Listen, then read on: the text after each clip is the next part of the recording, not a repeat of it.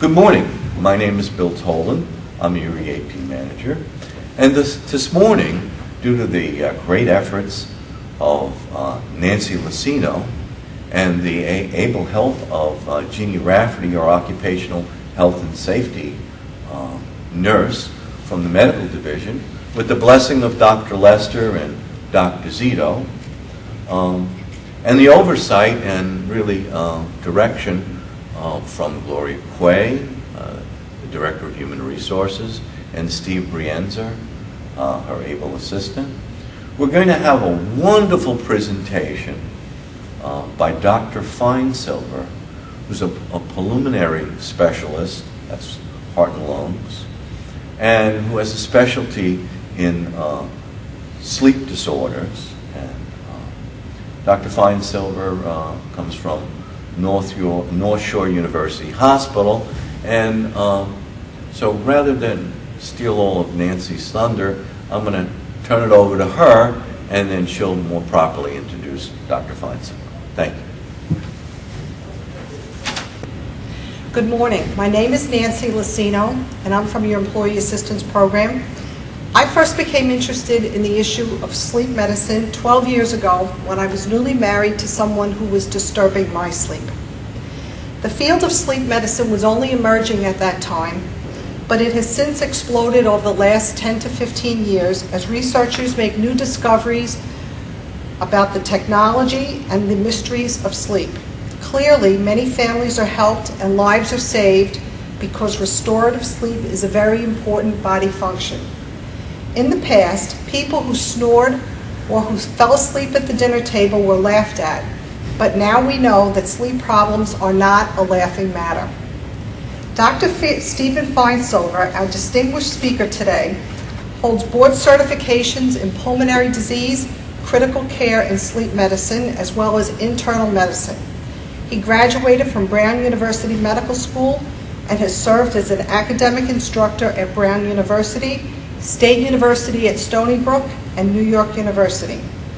In 2001, he was appointed Director of Pulmonary, Critical Care, and Sleep Medicine at North Shore University Hospital in Manhasset, New York. Since 1988, he has lectured extensively on sleep medicine to medical and hospital personnel, as well as professional and community groups.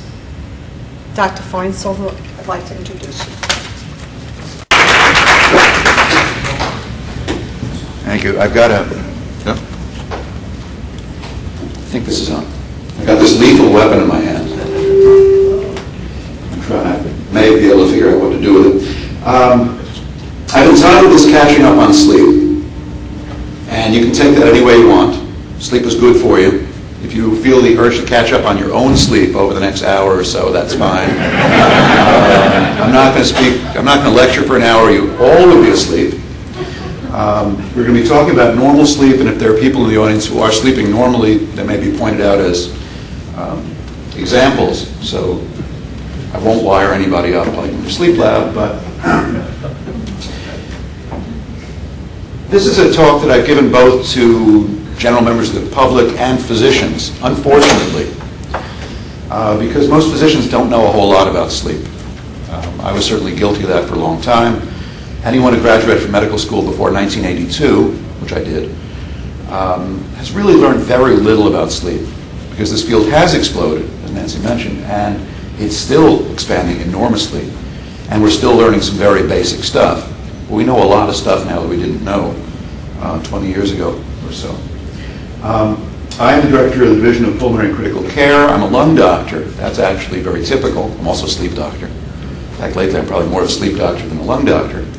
It is very typical for sleep doctors to be lung doctors originally. And we'll get into a little bit about why that is. I'm going to talk about some normal sleep and sort of two big varieties of things that go wrong, which really can be summed up as people who sleep too much and people who don't sleep enough. And as a third category, there are just the fun things for us, weird things that happen during sleep. And that's kind of fun too, but I'm going to probably stick to the first two topics. Let's see which button I push. That worked.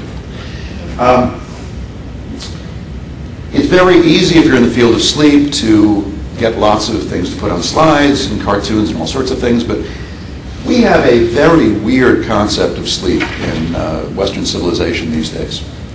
Possibly epitomized by this ad, one of the more important medical journals. This is Newsday. And it's an ad for Chemical Bank, which doesn't exist anymore, and that's just as well. Because I hate this kind of stuff. You know, it says if you can't sleep, you can always bank. This idea that we're a 24-hour-a-day society, that at 3 in the morning you can get on, pay your bills, and do stuff like that, is really terrible. And humans are not very good at being nocturnal animals. And you can never entirely change from being a day person to a night person. Some people are better at it than others. But there are real problems with trying to shift your schedule. And there are real problems with the idea that, gee, if you're having a bad night's sleep, you can get up and do your banking. Wrong idea. Now, at the same time, we pay a price for that, because in one of my other leading medical journals, this is the Daily News, and I got lots of stories like this. I just kind of like this headline. I mean, probably once a week, I could find an article like this. The headline here is, "Engineer only slept 5 hours, normal shift, fatal crash." And this is a New Jersey Transit accident now about 4 years ago. And this is a good example. There's a crash train there. Basically, a train conductor that fell asleep caused a fatal crash, fatal to him. Tied up traffic badly, of course, which is the real reason it made the news that day, because it happened during rush hour. And this is actually in his early morning, not even that early in the morning, falling asleep. We pay a big price by being sleep deprived. And there are lots of articles like this I could come up with.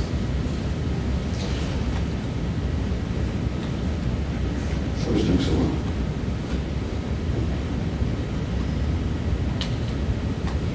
Just inside. Okay. Now, talk about normal sleep. This is a definition of sleep from a medical dictionary. And if you accept this idea that sleep is a state of relative unconsciousness and inactivity, the need for which recurs, that is a terrible definition of sleep. One of the things we've learned over the last now about 35 years from watching people sleep in laboratories is that sleep is very different from just turning everything off for a while and turning it back on 6, 7, 8 hours later. In fact, this could describe coma or anesthesia or lots of other things, but it doesn't describe sleep. During some states of sleep, your brain is very active. During some states of sleep, your brain does look like it's turned off. These different varieties of sleep are put together in a typical way, and something about this complicated mechanism is required for feeling good the next day.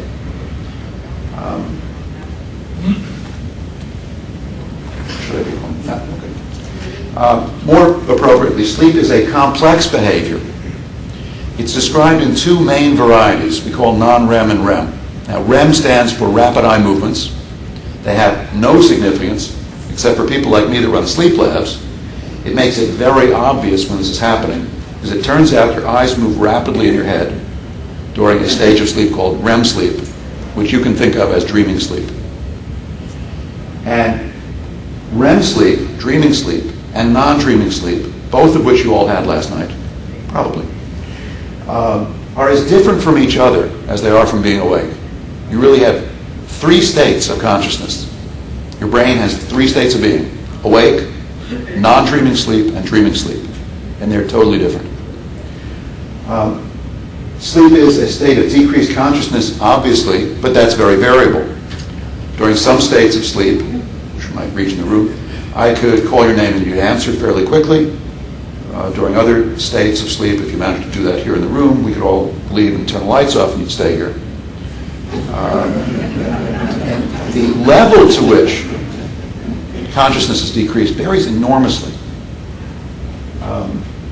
It is reversible, obviously. That sounds really stupid. I mean, sleep has to be reversible. But in fact, the mechanisms your brain has for turning sleep on and off are very complicated and carefully controlled. And if you don't turn sleep on or off, you might have a brain disease such as narcolepsy. Narcolepsy is an unusual but not that rare disease. And narcolepsy is best described as a disease where the normal mechanisms for turning sleep on and off don't work.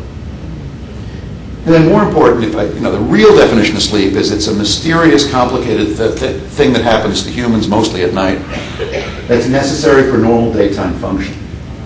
There are lots of things you could do perhaps to get more hours of sleep but wake up feeling worse. Lots of drugs you could take like that. And that would be bad because what sleep is there for is to make you feel better the next day. Now, most of what we know from sleep, we know from our experience in sleep laboratories. This is a view of our original sleep laboratory. I had long hair and a beard, and we used to watch patients sleeping against a comfortable rock. We're more sophisticated than that now. We have cartoon characters watching patients sleep. This is actually kind of the level, the second generation sleep lab, because actually the main difference now is this big machine here, which is an old EEG machine, would be replaced by a computer and everything stored digitally, and I really like computers. And our lab, and all sleep labs now, are fully computerized, highly digital, great fun places to play with computers. You can see that patients can very easily sleep in a sleep laboratory. The evidence here is these normal Z's coming out of this patient. We have a 9-bed sleep lab about 15 miles from here, and every single night, except for major holidays, 7 nights a week, we have 9 people sleep in there. So we do this about 3,000 times a year. It's very routine, relatively easy, and for me at least, great fun.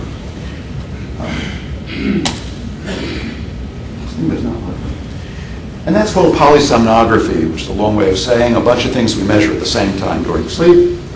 And basically you come in, we stick a bunch of wires on you, none of which are stuck into you, so it's relatively comfortable. And people do sleep every night, 3,000 times a year. This is just to impress you. It's complicated looking, and that's good. I don't want anybody to do it. What we're looking at, to give you an idea of the amount of things we're recording, and it might take a while to look at this stuff. This is 30 seconds from here to there.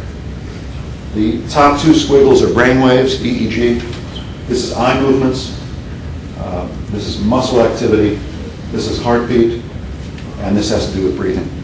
And this is 30 seconds worth of data on one patient, and it's actually about half of the information that we'd be recording at a time. One patient, and I got 9 patients, and they're there every night. And if I put this on paper, I could fill up this room floor to ceiling in 6 months or so with paper, which is one of the reasons why it's all digital. Now, this is the last, I think about the last squiggles I'll show you. But just to give you an idea of what we're talking about sleep stages and sleep quality. It's not just turning things on or off. These are EEG tracing. Basically, very simple idea. I stick one electrode somewhere on one side of the skull and another electrode behind the other ear. Pretty much what we're looking at here. This is a very global description of the electrical activity in your brain. This is not, if any of you have seen neurology EEG, lots and lots of wires looking at little tiny pieces of brain. We're looking at the overall, what your brain is doing. Now, those of you who are awake in the audience right now will have an EEG that looks like this. And I don't expect you to see it very well, but you get an idea. This is little, we say low amplitude, squiggles that have no particular pattern. We say it's a low amplitude mixed frequency signal. Little tiny squiggles, not much of a pattern to it. Now, if I were to have you close your eyes and relax right now, and that may not be such a great idea, very quickly we would expect to see an alpha pattern. That's still an awake rhythm. That's awake, eyes closed, relax. That's what people go for if they're meditating. That's a nice, comfortable, relaxed brain, but still awake. And you see that here. I can actually, I'm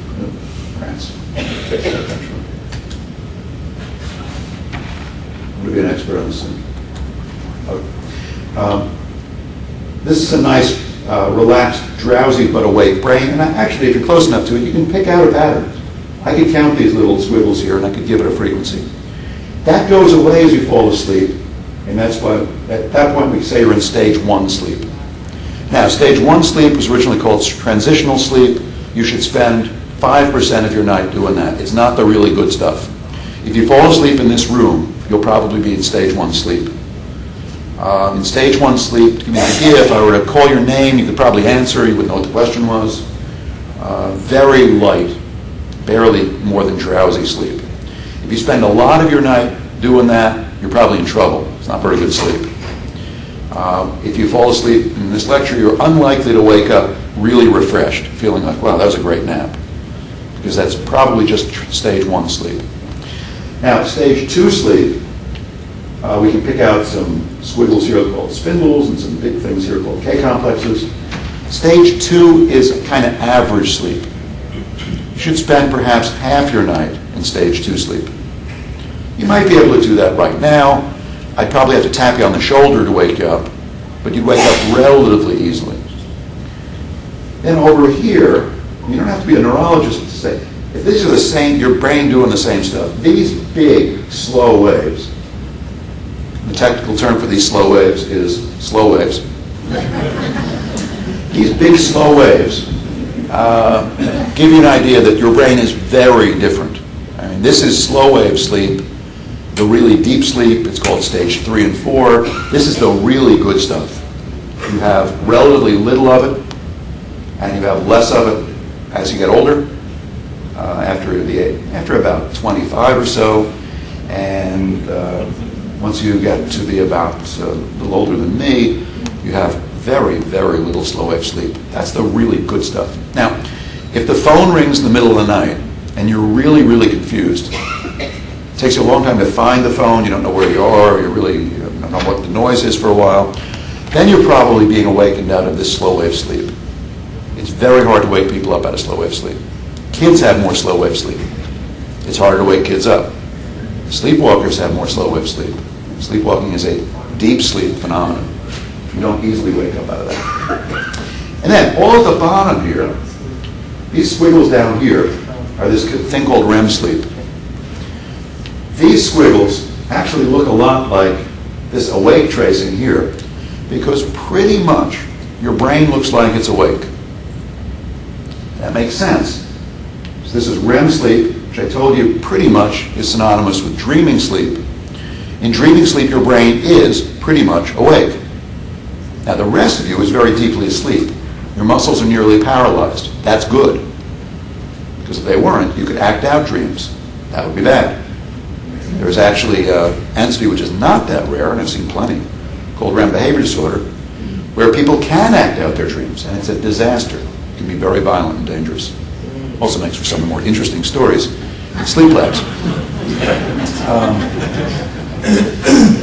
Anyway, so, I mentioned there are 2 entirely different types of sleep. Non-REM sleep, stages 1, 2, 3, and 4. 3 and 4 collectively called slow wave. That's the really good, deep stuff. Kids have more of it. Declines as you get older. Unfortunately, one of the clear truths about sleep is sleep worsens as you get older. And it's not hard to get around that. It's not getting older. In REM sleep was originally called paradoxical sleep. It's a real good name for it. The paradox being, your brain is really active, almost awake. Your muscles are nearly paralyzed, so you can't act out your dreams. It is the period of most dreaming. Any dream with a plot is probably REM sleep. You can have little flashes of things as you fall asleep right now, but a real plot dream of a story, is probably REM sleep. And it's also, interestingly, the period of greatest cardiac and respiratory problems. If you're going to die in your sleep, you're going to die in REM sleep. It's much like being awake, actually. Most of sleep, you're somewhat protected from lots of things. In REM sleep, you're not so much.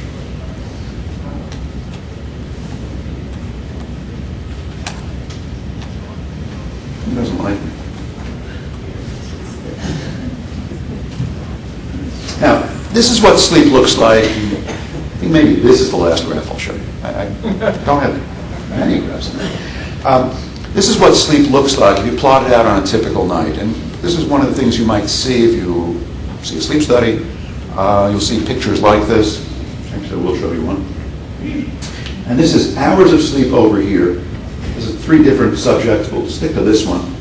This is young adult, healthy sleep. And this is stages of sleep over here, hours over here. This is 7.5 hours. And you can see that what you're supposed to do is awake a little bit, go through stages 1, 2, 3, 4, pretty much. Then have a REM period, a dreaming period. It is typical to have a dreaming period every perhaps 2 hours during the night. 1.5 to 2.5 hours. It's very variable. You'll notice that there's more of this deep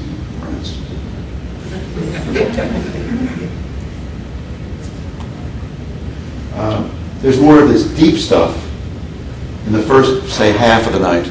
There's also more dreaming periods, as these white bars, REM sleep, in the second half of the night. You do your deepest sleeping in the first 2 or 3 hours of sleep. You do your best dreaming in the last 2 or 3 hours of sleep. You'll also notice one of the biggest myths about sleep, myth number 1 is, nobody sleeps through the night. It's just unheard of. We're all waking up maybe every couple hours. You see that here, when this bar goes all the way to the top, this is somebody who's totally awake a couple of times. It is normal to wake up during the night. The problem is going back to sleep. You should not expect that anybody has 8 hours of uninterrupted sleep. Sleep doesn't come that way.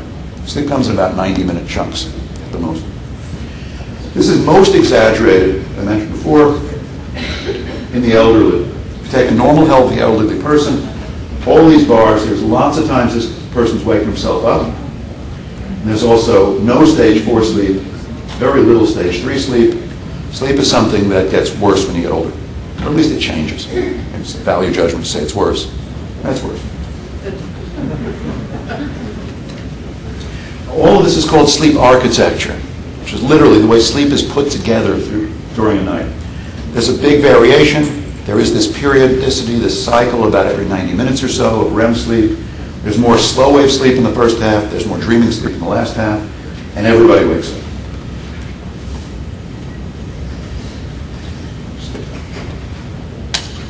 Okay, now, problem number 1. There are a lot of sleepy people out there.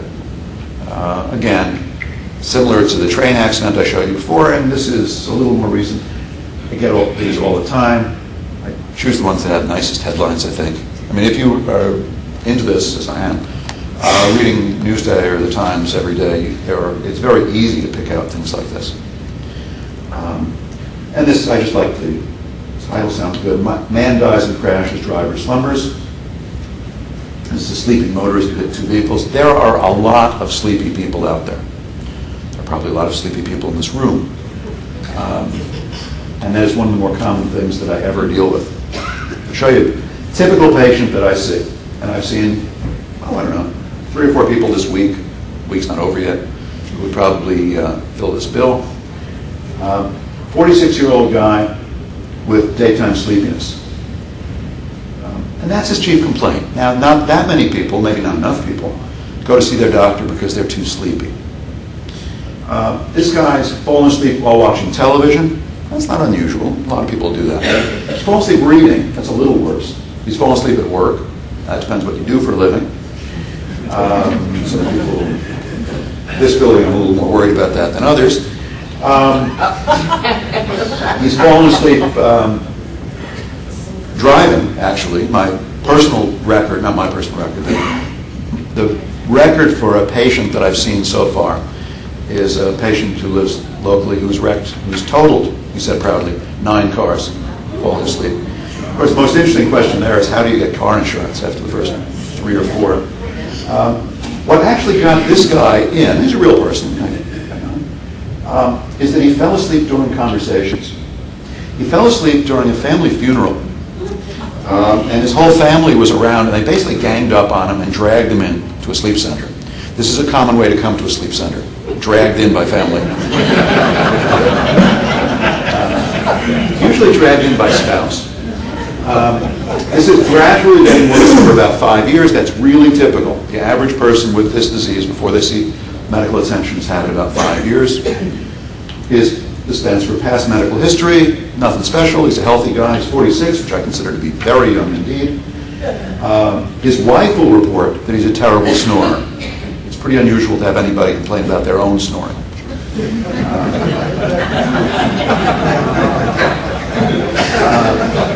When I see this guy in the office. His blood pressure is a little too high. That's what that number is.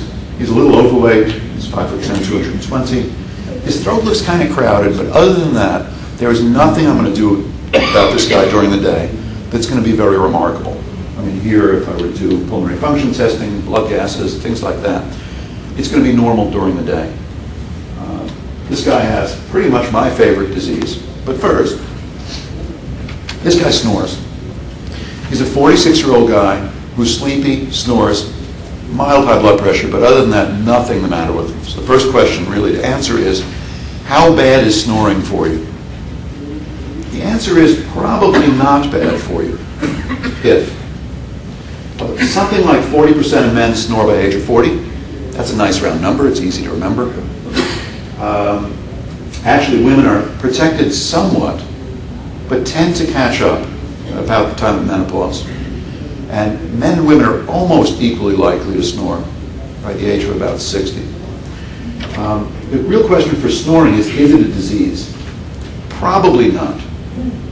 If you just snore, I tell patients snoring is noise. It's the noise made by some extra tissue in the back of your throat rattling around. If you just make noise, it doesn't matter that much. You can have it fixed, but it's largely cosmetic, as long as you're still breathing. If you have total collapse and obstruction in the back of the throat, then you have apnea. If you do that occasionally, it's all right, but if you do it a lot, that's bad. That is a disease. And that's what this guy has. Okay, I think this is the last graph I'll show you. And I'll do that, remember. This is what this guy's night looks like. Now, he's a 46-year-old healthy guy. This is his oxygen level. I don't know if anybody's been to a doctor lately, might have had something put on their finger that measures oxygen percentage, little thing with a light on it. Well, it turns out, awake, that number should never be below about 92%. And in fact, in this guy, awake, it's normal. This is his polysomnogram. This is from going to bed over here about 9:30 at night to getting up 6 hours later. His oxygen level while he's awake, this is from 90 to 100, really is normal. It's 95. As soon as he falls asleep, it goes down. And this is down to a level of about 78. This is about 70. Here's in the 70s back here. This is a guy whose oxygen level is low enough as soon as he falls asleep that he would qualify for home oxygen under Medicare guidelines. And actually, during times later on in the night, he's low enough so that if I had him in our intensive care unit, he'd have a tube in his throat and be on a respirator. And that's amazing. I mean, to me as a lung doctor. Because this is an outpatient procedure. This guy's brought in for sleepiness. And right over here, he'll get up, take a shower, put on his clothes, and drive to work. This is a typical night. The level to which breathing can deteriorate is really amazing as a lung doctor with this disease. This disease, I already told you, is sleep apnea. And we're sort of graphic cartoon of a minute of that guy's night. If I were looking at airflow, air going in and out of the nose, it stops. This is about a minute of not breathing. Now, if I were to look at the chest going up or down, or the belly going in and out over here, it doesn't stop. It actually goes up. Each of these little bumps is a breath, or here, an attempted breath. This is what it would look like if I were to sneak up behind you right now and put a pillow over your head. And you're trying to breathe. These are all efforts, but nothing's coming out of you. So it's clearly an obstruction. It's a blockage of the upper airway. This is obstructive sleep apnea, and this is the big sleep disease. This is an amazingly common sleep disease. The problem with this disease, or the chief complaints, are snoring, which is really common. I already said 40% of men over 40, men athlete. And sleepiness, which is very vague. I mean, I have ways of asking people whether they're sleepy, but it's hard to tell exactly who's too sleepy. It's common to see high blood pressure. Occasionally people present with things like waking up with a headache. Occasionally people present with heartbeat irregularities. But the real remarkable thing about this disease, and these are probably conservative estimates, something like 4% of the adult male population has sleep apnea. And clearly less than about 10% of people with sleep apnea are being treated for it. So this is a big disease, and we're doing a rotten job treating it. We mean physicians. That's the real big one. Now, the only other thing you should know about this, back to cartoons, is we have a really stupid-looking way of treating this, and it really works. This is not exactly what it looks like anymore. It's kind of an old cartoon, but if you put a mask over somebody's nose with this disease and you push in some air from this compressor, this thing is called CPAP, for continuous positive airway pressure. It works magnificently well, and if you've ever seen one, you know it must work. I got about 3,000 people sleeping with this thing, and no one would sleep with a stupid-looking thing on their face unless they really felt better. It works amazingly well. It may not be the ultimate solution, but it's the best we do right at the moment. I've actually been saying that for almost 20 years now. I showed this slide once, and one of my fellows pointed out that it shows that sleepy people get into accidents. Anybody see why? He's only got 4 fingers.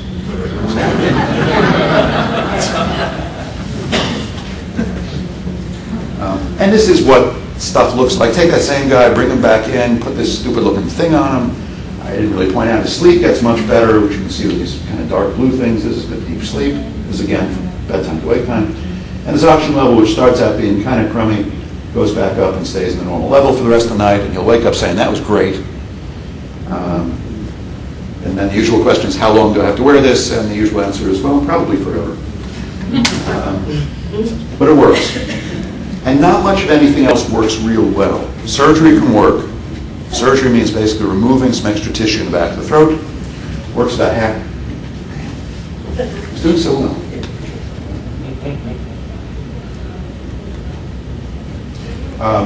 Surgery works about half the time. It's not crazy because it's relatively simple surgery and it may be worth trying. There are some dental devices you can use which can work pretty well. It's something you put in your mouth at night, and by holding your jaw slightly forward can work real well. And nothing else is tremendously important except avoiding sedatives, and particularly alcohol is important. If you don't snore and you want to experience snoring, or you want your spouse to experience your snoring, just go to bed drunk.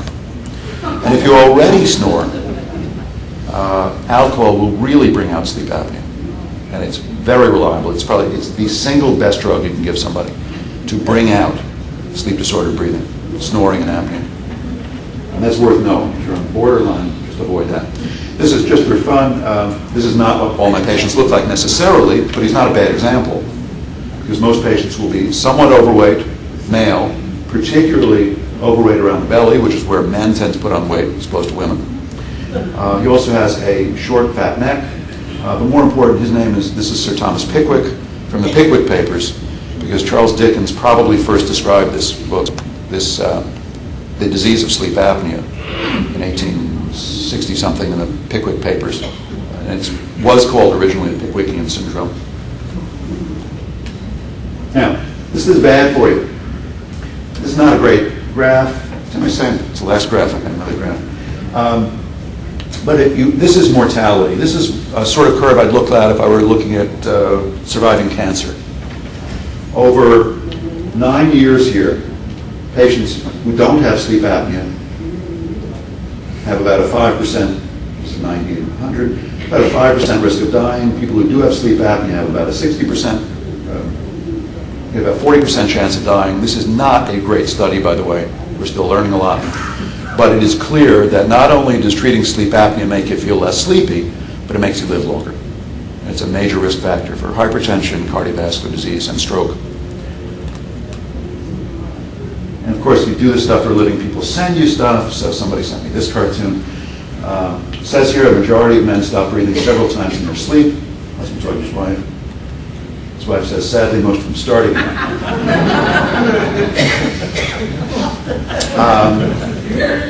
Now, the remarkable thing about being sleepy is, assuming a reasonable number of hours of sleep, that's not a very good assumption necessarily, and I don't know what a reasonable number of hours is, but assuming you're sleeping a reasonable number of hours of sleep, it is actually likely that if you're too sleepy, you have sleep apnea. More than half of the time, anyone who's too sleepy, that's sleeping a reasonable number of hours, has sleep apnea. Other diseases include narcolepsy, which is a disease that starts in adolescence usually. So I'm not going to talk about it. I think I'm not going to talk about it today, unless I threw a slide in. I don't remember. Some other sleep disorders, which are kind of rarer psychiatric disorders, including depression, but they're low on the list. Most people who are too sleepy and are sleeping a reasonable number of hours have a medical reason for it. Well worth treating. This is from the Drive Alert, Arrive Alive campaign. It's a New York State, safe, I really like this picture. New York State campaign, which I think failed because no one could say Drive Alert, Arrive Alive. I had a hard time learning how to say that. And now we'll wake you up. Talk about insomnia a bit. There are some cartoon strips also that figure sleep very prominently. This is one of them. This is the Lockhorns, thank you. And there are, if you look at this, I mean, I'm a sleep doctor, so I look at these things. It's very common to see this guy sleeping on a couch or falling asleep somewhere. This guy, there must be a reason for that. Anyway, it says here, Leroy's battling insomnia. Insomnia doesn't stand a chance. There is a lot of insomnia out there. I'll switch gears from people who are too sleepy to people who don't sleep enough. Insomnia can be one of four things, sometimes overlapping. Difficulty falling asleep, difficulty staying asleep, and those are slightly different complaints and make me think of slightly different problems. The perception of poor sleep, which is even more interesting. People who are perhaps sleeping a reasonable number of hours, maybe not, but have the idea that they're not sleeping. Or non-restorative sleep, people who just wake up feeling rotten.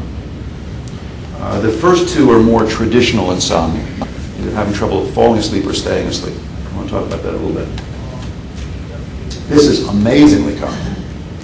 The National Sleep Foundation has now twice commissioned a Gallup poll, literally Gallup organization. I think it's about 2,000 selected households, the way Gallup does these things, to just ask, how often do you have problems with sleep? And if you do that, something like half of everybody will say occasionally they have trouble sleeping, which is not surprising. But more interestingly, somewhere between 9 and 14%, I think it's been done twice, I think the last time it was 12%, of the general population says that most nights they sleep badly. And that's a lot. You know, one of the definitions of chronic insomnia.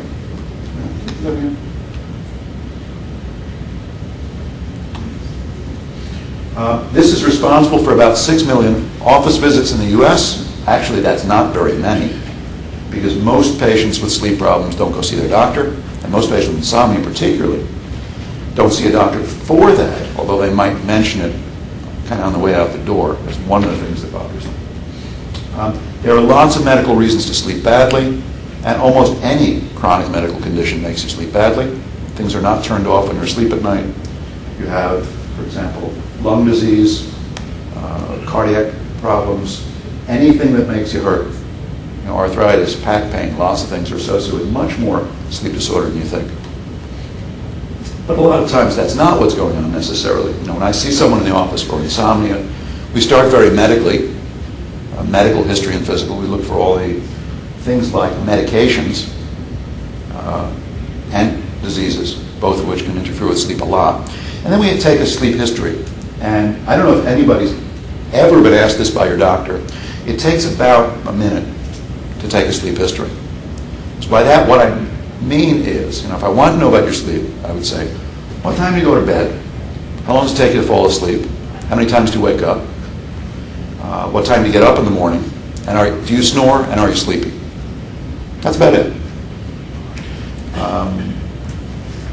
But it's remarkable, it's, I think, unusual for physicians to ask you about that. And actually, this is a relatively easy thing to deal with most of the time. Those are the key questions. Timing, particularly, behavior is real important for sleep. People who work shifts get into lots of problems because we can't go back and forth very much. I'll talk about that some more.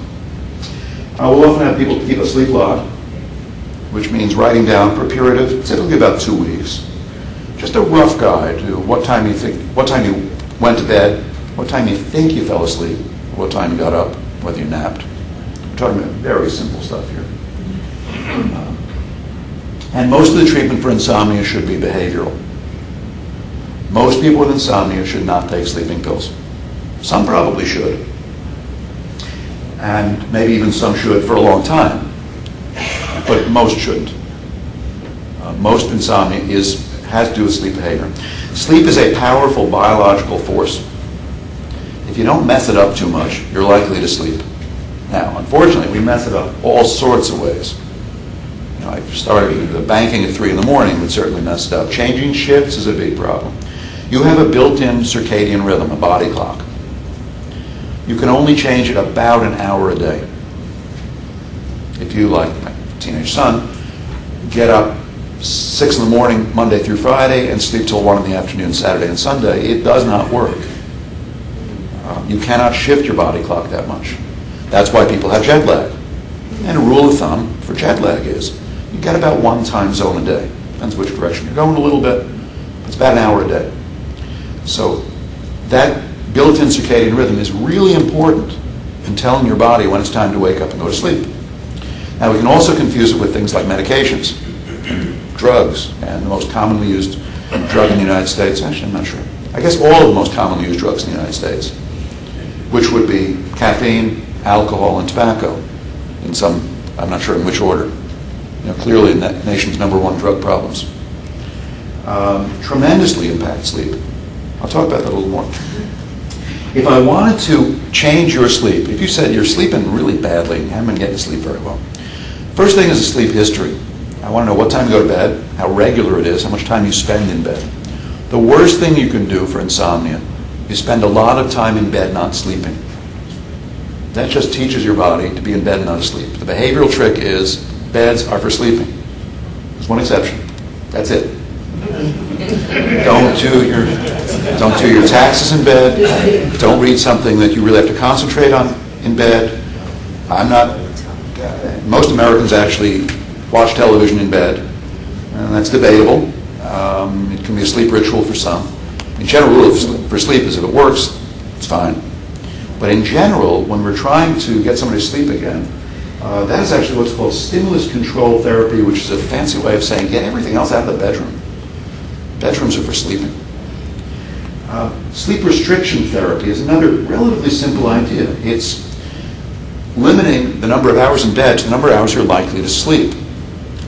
And if you're a bad sleeper, you can do this very easily. It's easy for me to explain it. It's hard to do it, actually. Pick a time to get up in the morning. If you were a rotten sleeper with insomnia, and we're telling you, my sleep is miserable, it's driving me crazy. Okay, first question is, what time do you like to get up? And typically the answer is, if I could get up at 7 o'clock, life would be good. I say, fine. Question number 2 is, how much sleep do you think you need? Most bad sleepers will underestimate that and say something like, if I could just get 6 hours, I'd be great. Okay, fine.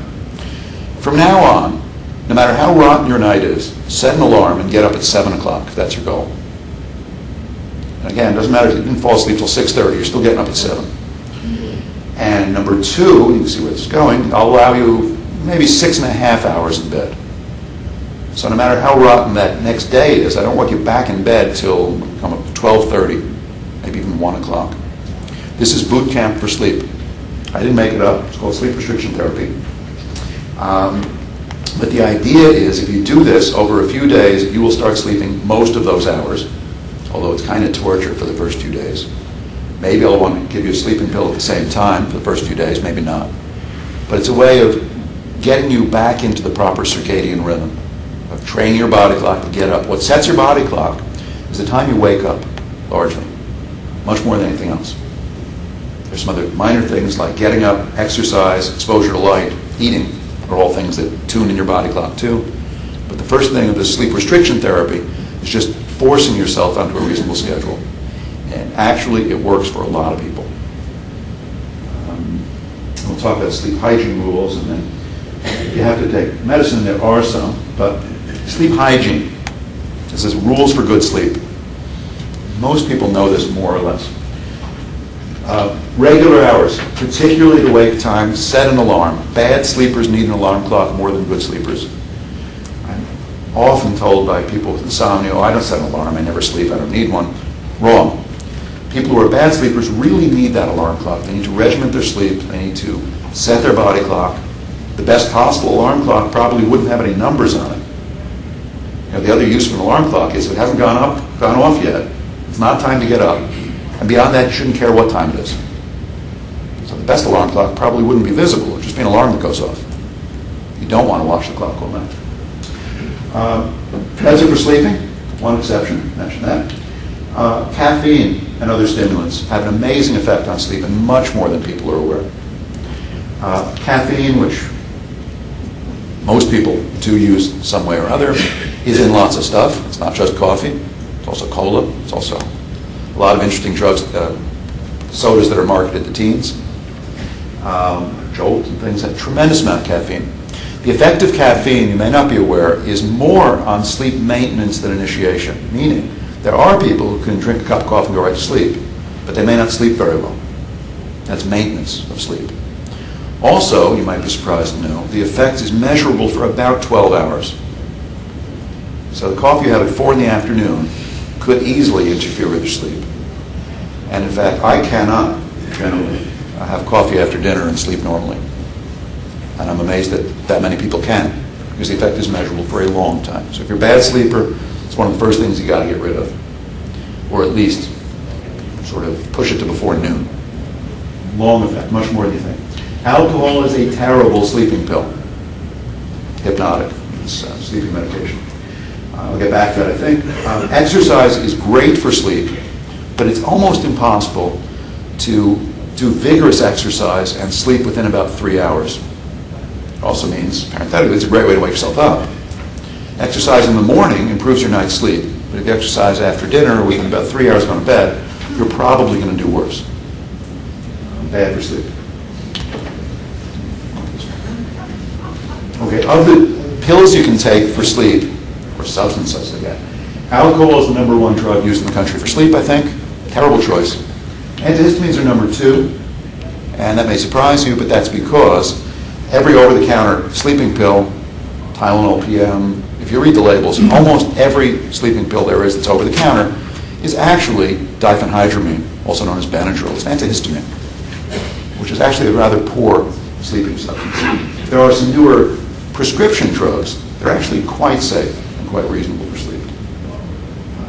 I'll talk about alcohol just a minute. Alcohol decreases sleep latency. That's our way of saying it makes it easier to fall asleep. You'll fall asleep faster with alcohol on board. However, it doesn't last very long, a few hours. One of the problems is you get a rebound, meaning a few hours later you might wake up wide awake, heart racing. You're really withdrawing from alcohol slightly. So that limits its use as a hypnotic, as a sleep-inducing agent, a great deal. But probably the worst problem is it brings out sleep-disordered breathing, snoring, sleep apnea, which is common in people to begin with. And even beyond that, it changes sleep architecture. It changes the way those chunks of sleep are put together. So do a lot of medications, an enormous number. And again, my first point I was trying to make is sleep is complicated. It's put together in this peculiar way. It's put together for a reason. We don't know quite exactly what that is, but you don't want to mess that up if you can avoid it. Antihistamines, main ingredient, are just all over-the-counter pills, pretty much. Read labels, you'll find diphenhydramine in just about everything. Does not make everybody sleep. I mean, in the days before the newer antihistamines, people with allergies would take Benadryl all the time, including during the day. It does not necessarily make people sleep. You get used to it anyway. Has other effects and causes abnormal sleep.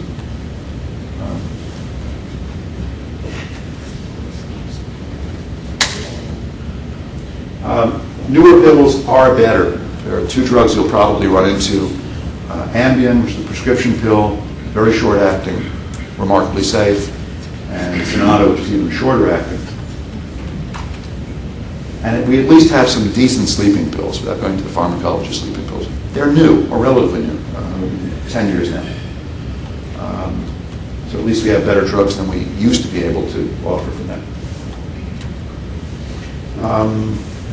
Good. I'm going to end there. I'll be happy to take questions forever. What I was trying to point out to you is that sleep problems are very common. Maybe item number 1 is sleep is complicated. This is good. When I have boards and sleep and I run a sleep lab, I want it to be complicated. That's good. Sleep problems are amazingly common. Most people who are too sleepy have a medical reason to be too sleepy. Most insomnia should be treated behaviorally. It usually has to do with sleep habits. Sleep's powerful biological drive. If you don't mess it up, it works. There are, however, all sorts of other interesting sleep problems. For kind of more advanced course, there's all sorts of other things to worry about, too. But most of this stuff is remarkably treatable, which is why I have so much fun doing this stuff. And I'll end there. This is my sailboat, which you can see. This just shows I'm a lung doctor. My boat's not breathless, not sleepless. Thank you for your attention. I'll be happy to answer questions until they throw me out of here. Yes? Yeah, one thing you didn't mention on, or touch on is like you hear a lot about is the mattress we sleep on. What impact is that? Yeah, I have no idea. The question is about sleep surface and mattress. And you know, it's really interesting. There is amazingly little known about that. Sleep research is tough to begin with, mostly because sleep is expensive. And when you really want to look at, it requires fairly complicated, full night in a laboratory. Not the easiest thing to bring thousands of normal people in and study them. And the other problem with sleep is when you bring people into a laboratory, it changes things. So if you want to really look at real sleep quality, you often have to bring people in for a couple of days. The first day is just getting used to it. There is very little known about sleep surface, what mattresses are good for you. What it appears is there is no one right surface. No one's ever shown that humans in general sleep better on a soft mattress or a hard mattress or this or that. There are some other general comments you can make about that, by the way. For example, we know in general humans sleep better when it's slightly colder rather than slightly warmer. And it has to be dark. And almost everybody, even people who say light doesn't bother them, light bothers them. Bedroom should be dark. But I think there's, as far as I know, and I've been asked this before, I've looked into it, I don't think there are any generalizable comments about this is the best possible mattress to sleep on. You'd think actually that, well, I don't know if it's true or not, if there is one best possible surface. There are probably some mattress manufacturers out there who are studying this, I expect, but I haven't seen any decent literature on that, so I don't know. Just. What about sleeping on your back versus sleeping on your side versus sleeping on your stomach? Well, humans probably shouldn't sleep on their back because your airway is most compromised. And again, this is talking mostly about sleep apnea and snoring. Sleep apnea and snoring I lump together often. You'll hear the term sleep disordered breathing, just bad breathing during sleep, because they're the same thing more or less. Apnea is just the worst form. When you're on your back, gravity works against you. Your jaw and tongue fall backwards. This area here, which is the critical narrowing, gets narrower. And most people who have observed anybody snoring know people do their best snoring on their back. However, it's also true that in a sleep lab, people change position during the night an average of maybe 6 or 8 times. And position, most people have a preferred position for falling asleep, but that's not the position you stay in. And it's relatively difficult to control that much. It wouldn't be that great an idea, in fact. In hospitals, when patients are comatose and lay in one position, they get bed sores. We're supposed to move around. There are some ways, I'm not a big fan of it, of positional therapy for sleep apnea, where we really try to get people to stay off their back. There's a very clever technological solution, which is a monitor that literally you wear in your ear when you roll over on your back. It has a tone in it, so it wakes you up and you roll over, supposedly. But I think that causes sleep deprivation, unfortunately. I don't know if you can really train yourself. There's a very old-fashioned idea of sewing a tennis ball on the back of some pajamas or wearing a backpack with a softball on it. And that will actually work. That's the real low-tech solution. I've not been tremendously successful with anything. That has been talked about for a lot of time, because it is true that we probably shouldn't be on our back, except for babies who should be on their back, which is another interesting story. No, Nancy. Among people who think that they might have a sleep problem, what are some of the major resistances do you think people encounter before they consult a doctor like yourself to get some help? I guess the question is, why do we do such a rotten job of diagnosing some sleep problems? Well, it's getting a lot better. One of the problems probably is most physicians have not been trained on this stuff. And there are a lot of misconceptions. That's changing rapidly. It's not that hard. There is a relative shortage of sleep doctors, or sleep laboratories, I guess. Sleep apnea is approximately as common as asthma. That's a lot of people. It's approximately as common as diabetes. Actually, asthma is slightly more common than diabetes, but it's in that order of magnitude. Those are real common diseases. I think actually what we should be doing is training general, primary care physicians. Your internist should know how to treat sleep apnea. Because if your internist doesn't know how to treat diabetes and asthma, you should find a different internist. In some cultures that have more of a siesta, and there are actually fewer and fewer cultures that do that anymore, people get approximately the same number of hours of sleep in 24 hours and don't, I think, behave any sleepier. It's probably good enough. Now, that's not really breaking up 4 and 4. That's more like 6 and 2, probably. 2 hours in the afternoon, 6 at night. People may be designed to nap. That's sort of debatable. Are we really designed to sleep 8 hours in a row? Well, first of all, nobody really sleeps 8 hours in a row. You wake up at least briefly during the night. But that's okay. And we still care really about the number of hours that you're getting total. Napping might be okay, and there's evidence that humans might be designed for that, and that even makes some sense. It's dangerous to be asleep for 8 hours if you're living in a jungle somewhere. Maybe that doesn't make sense to have your guard down that long. Evolutionarily, there's evidence that might be true, because, and you actually probably all realize also, there is circadian rhythm that tells you when it's time to go to sleep and when it's time to get up. There are some times of day when it's easy to fall asleep, and sometimes of day when it's hard to fall asleep. Even if I've been up all night in the hospital, which thankfully doesn't happen too often anymore, it's hard for me to take a nap at about 10 in the morning. But at 2 or 3 in the afternoon, you get overwhelmingly sleepy. And in normal people sleeping normally, there are peaks and valleys of sleepiness, and there is a second peak. I mean, number 1 is at night when it's time to go to bed, and that's good. But there's a second peak of sleepiness, about 2 or 3 in the afternoon. And there's the physiologic evidence that people are designed to get sleepy in the afternoon. Maybe we are designed to sleep in 2 different chunks. That actually is sort of debatable. There's literature on both sides of that. But there are some people who think, particularly as you get older, it may be at least as good for you to sleep an hour or 2 in the afternoon, even though that means you'll sleep less at night. And it's probably the total that we care about. There must be a minimum, but I don't know what that minimum is. Yes? I don't know if I'm going to ask this question right. It's like when you're asleep and consciously you want to wake up, but your eyes won't wake up and your body won't move, but you're trying to wake up and it's like you're dreaming, but you want to wake up, but you can't wake up. It's called sleep paralysis. And at least 10% of the population has had that, probably a lot more. And it makes perfect sense, actually, because what that is, it's dreaming sleep. During dreaming sleep, your brain's awake, but your body's almost paralyzed. And that shouldn't surprise anybody. I mean, almost everybody, very typical dream is that you can't run, can't talk, can't move, can't run away from whatever. It's thought that that is part of a very normal physiology, that actually during dreaming sleep you really can move. Now, if you wake up in the middle of a dream, or if you're starting to wake but you're still in REM sleep, then you might well have, that can be very frightening sometimes, that feeling that, I'm trying to wake up and I can't move.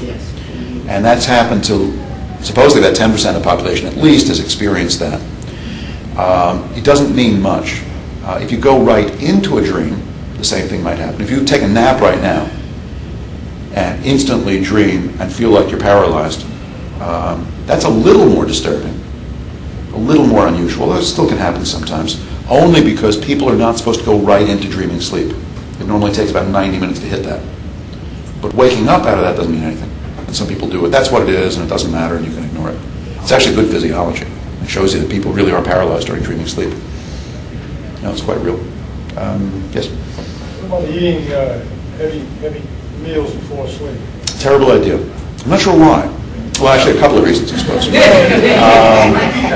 The question about eating before sleep. Now, what's said is you shouldn't go to bed hungry, but it's hard to go to bed after a big meal as well.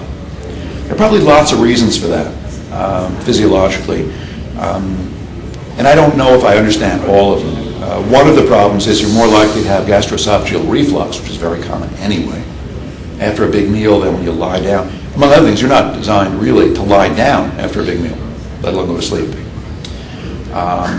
There may be other reasons too. There's biochemical things that change after a big meal that probably don't lend themselves to good sleep.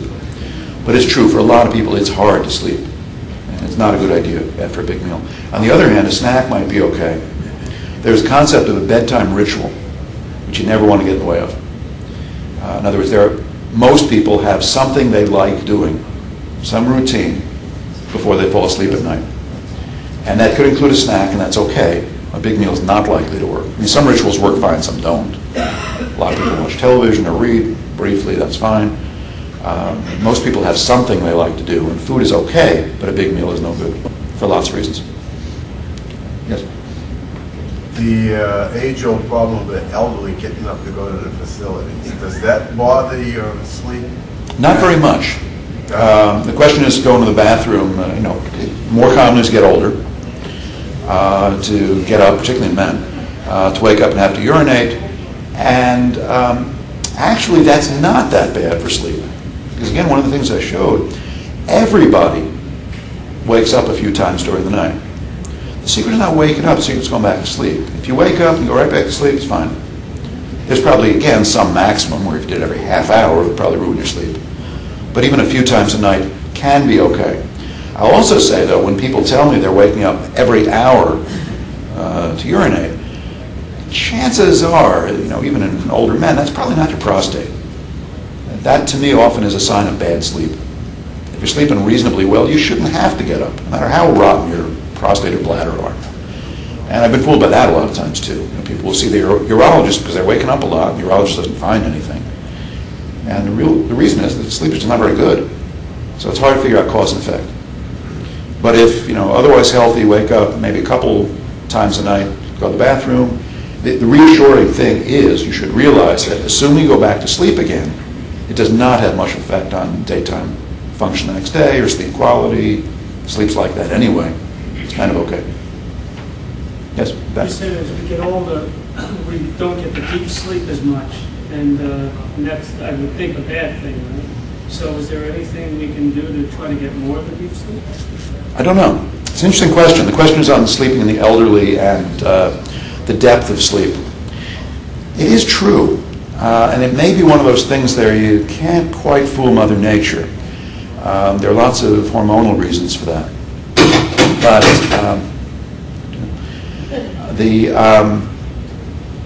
that slow wave sleep, the really good deep stuff, declines as you get older.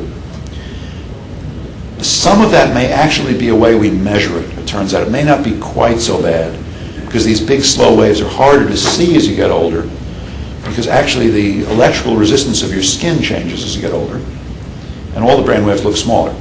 So some of this may actually be artifact. But it's generally thought that it is really true. You have less slow wave sleep as you get older. As a general rule, you can say that as you get older, it gets harder to stay asleep during the night and harder to stay awake during the day. And it's true.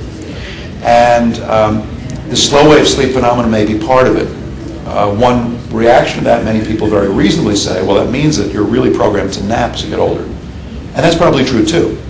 And your naps can be better quality and more refreshing as you get older. Maybe that's a good adaptation.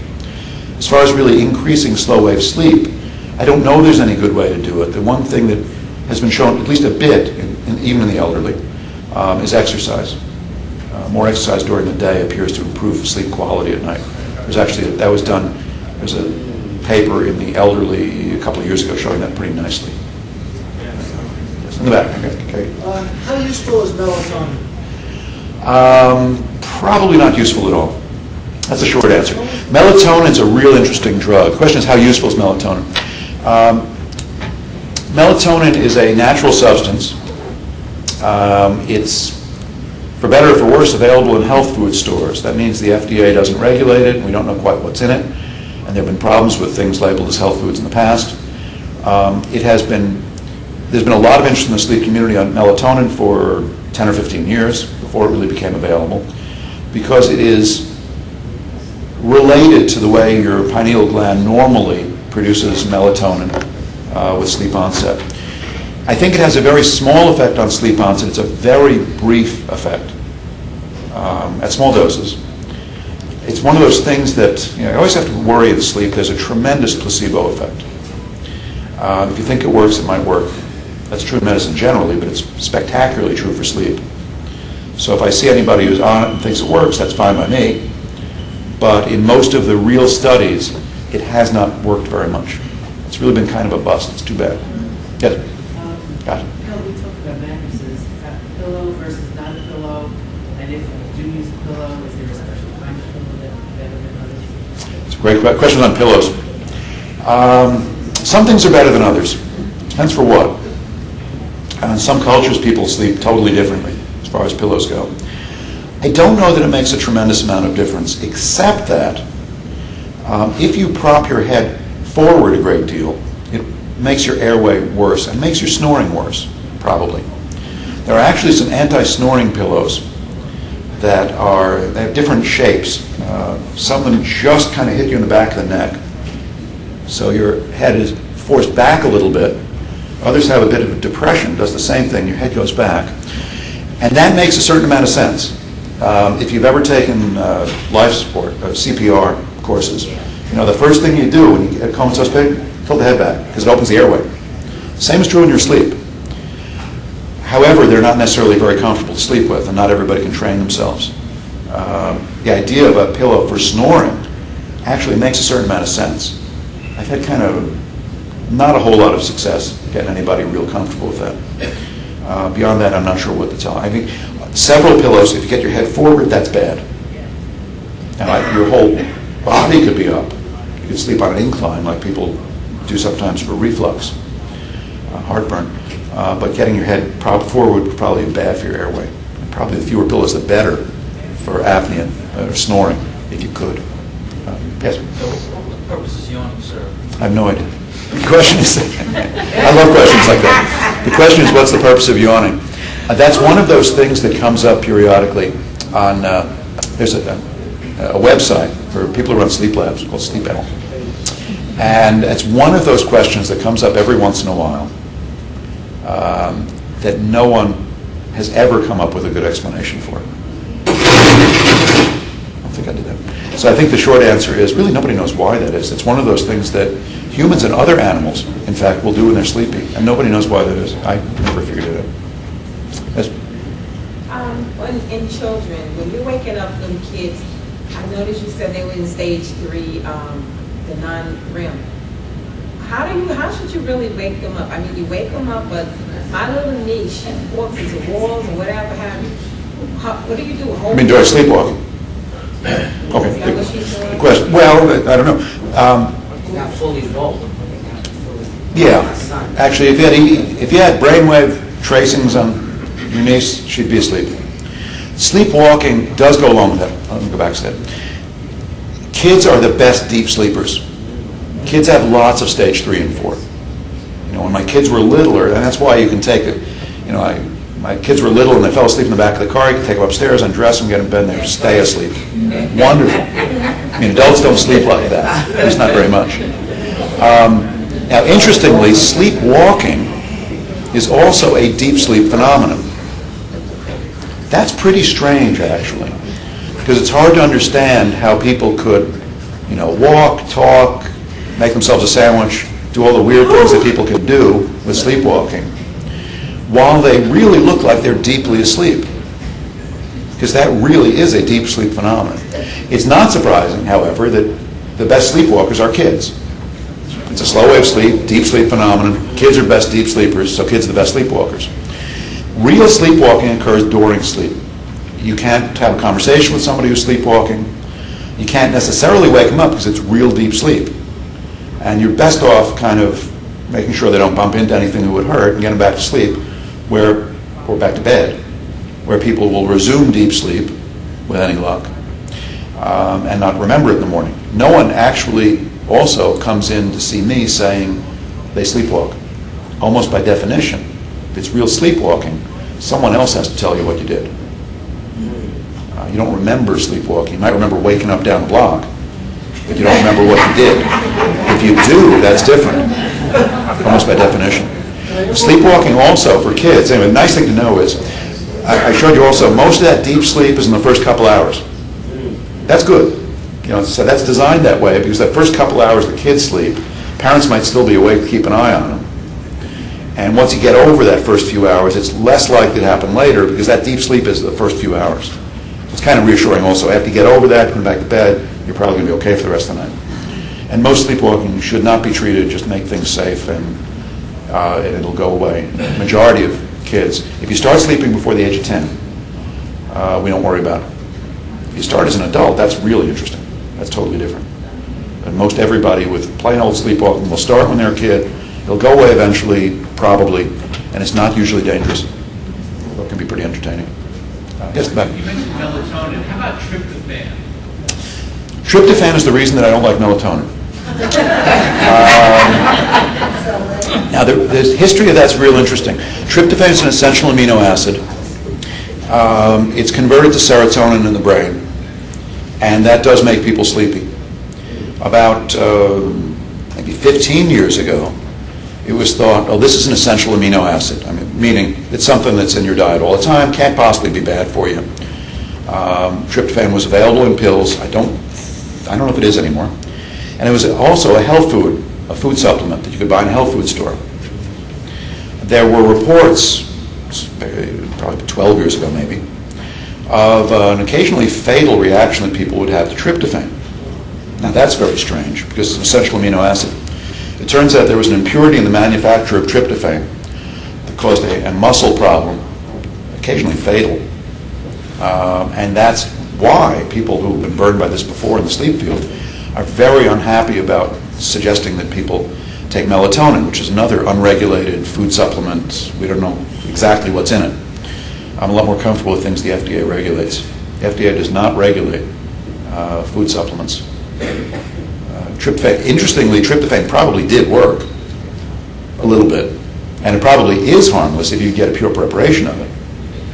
But that's the history of tryptophan is real interesting, and also why I don't hear much about it right now. But how about eating foods that are high in tryptophan, like turkey? Yes, it has a certain effect. I mean, oddly enough, in brain chemistry, you'd think your brain would be designed smarter than that, but if you eat more of some of the things that are used in the production of neurotransmitters, serotonin, you actually can increase the serotonin in your brain. That's actually kind of peculiar. You think it would be more regulated than that. And that's why some of that is true. You know, you really can eat lots of tryptophan. It will make you slightly sleepy. It's a pretty small effect, I think. Earlier you said,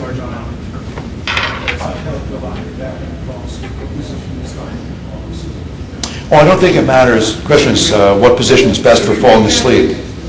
I was asking what position is most effective when you fall asleep, lying on your back. I don't think it matters what position you try to fall asleep in, because you're not going to stay in that position anyway.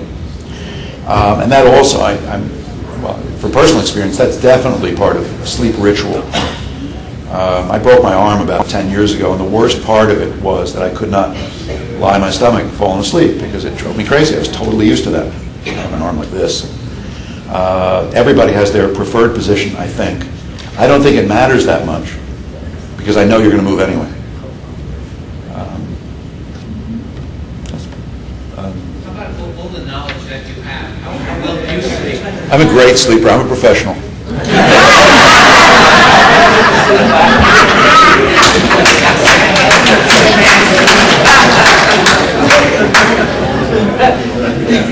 Yes. Sleepwalkers usually have their eyes closed or open. Can they turn the light on to wake them up with their eyes open? That's real interesting. How do they make a sandwich with their eyes closed?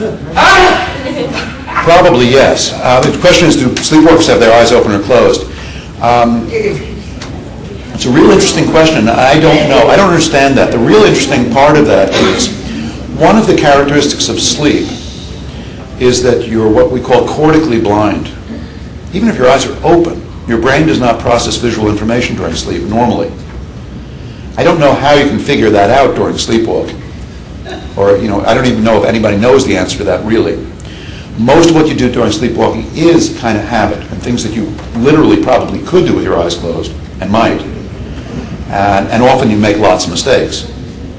You'll go into the refrigerator and open things, but you'll put things together sort of randomly. It's actually real interesting. This comes up in the safety literature a lot. One of the characteristics of sleep, we believe, is that when you're truly asleep, you're cortically blind. This means that if I look at EEG of a driver of a truck or something, I guess I have to say, there's a study that was famously done some years ago of I'm in trouble here, transatlantic pilots, where if you look at EEG during a late night flight, and if you EEG monitor the people in the cockpit, there are periods of time, relatively brief, of micro-sleeps. This micro-sleep lasts less than 16 seconds, but during those periods of time, we believe that people during sleep are cortically blind. So there are actually times, and this has been seen in drivers also, there are times, if you are driving down the road and you're kind of nodding off and you're doing that, there are definitely times when I would say you are blind. You cannot see what's going on. It's way beyond a reaction time problem. You're blind. So it's actually a very interesting question. How do people do all these weird things while they're sleepwalking? I don't know.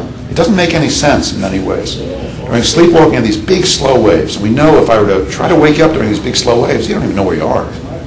Really asleep. So it's even beyond eyes open or closed. The question is, how can people do complicated things during sleepwalking? And I don't understand it. Yes? Is sleep testing covered by medical insurance? Yes. The question is coverage for sleep testing, medical insurance. Yes, this has become a very routine thing these days. It is, when I first started doing this here 18 years ago, sort of every time I ordered a sleep test, I had to write a letter to an insurance company. It is, I obviously don't do that anymore because we do 63 sleep studies a week. There are some things for which it might not be covered, and it's not like everybody should go into a sleep lab, certainly. Most people with insomnia, for example, should never see the inside of a sleep lab. It's mostly treated with behavior. Behaviorally and looking at medications you're on, and it's medical, but it doesn't require a sleep test. People who are truly too sleepy and snore, sure. That's medical illness. That's the first point I was trying to make in sleepy people. Most people who are too sleepy have a medical reason. So it's covered, and it's not been difficult to convince insurance companies of that over the years. Yes, back there.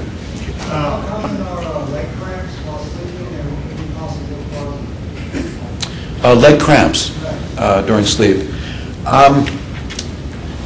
That's a bit of a mystery. I don't know. There are two different things that happen during sleep with legs. One is real cramps are painful muscle contractions. They're very painful, and about all you can do is get up and stretch or push, usually calf, push your ankle against something until it goes away. They're occasionally associated with medical reasons, but usually not. You can have changes in calcium and magnesium levels, you can have renal failure, there are reasons for it, but most of the time it just happens. It can be prevented by using quinine, and nobody knows quite why.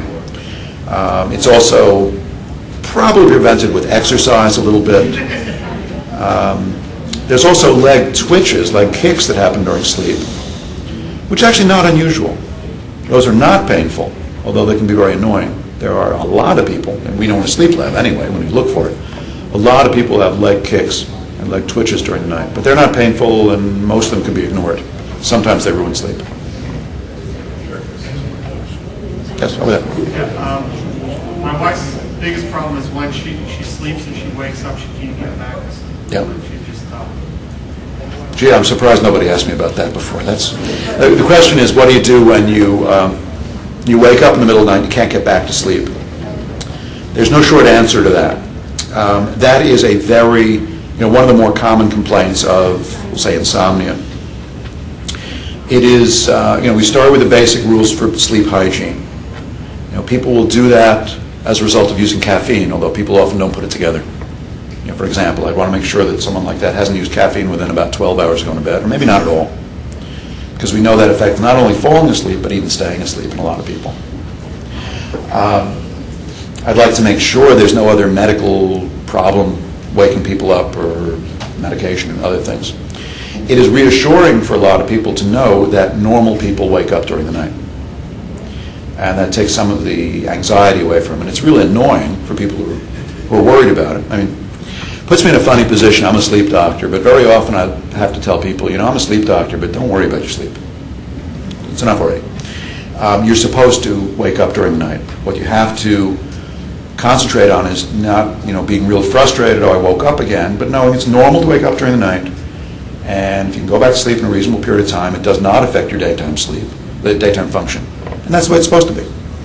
Other things like, if you're wide awake, you should probably get out of bed and do something else until you feel like you're going to go to sleep. Hard to know at what point you should do that.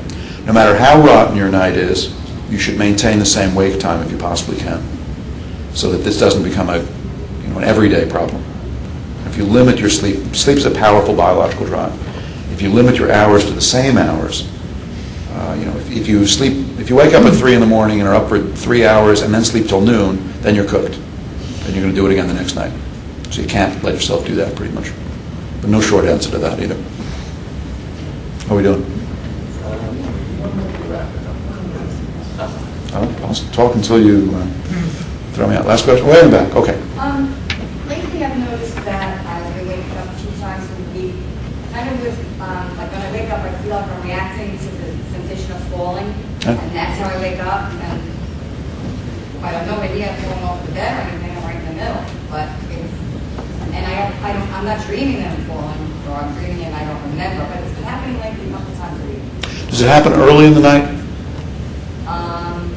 I imagine it's a very common phenomenon as you're falling asleep to have that effect. And actually, sometimes it ends with a jerk. That's exactly what it is. Yeah, it's both. It's a lot of bad jokes there, but waking up with a jerk.